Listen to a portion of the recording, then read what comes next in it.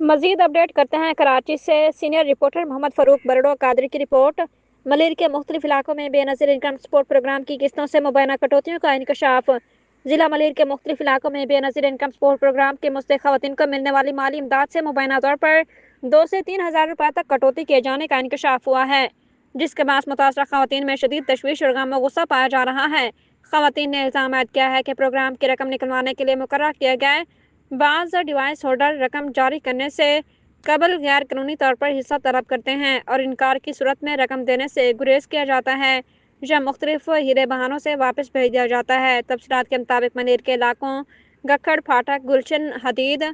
पपरी, Shah town, Razaqabad, भैंस colony, Abdullah गोट, मारवी गोट, कायदाबाद, मेमन गोट, खोखरा पार और Malir city समेत दीगर मकामात पर मुतादिद ख़वातीन ने शिकायत की हैं कि जब वो बेनज़ीर इनकम सपोर्ट प्रोग्राम की किस्त वसूल करने जाती हैं तो डिवाइस होल्डर्स उनसे 2000 से 3000 रुपये तक ज़बरदस्ती कटौती कर लेते हैं। मुतासरा ख़वातीन का कहना है कि वो पहले ही शदीद गुर्बत और माशी मुश्किलात का शिकार हैं और हुकूमत की जानिब से मिलने वाली इमदाद ही इनके घरेलू अखराजात का वाहिद सहारा है,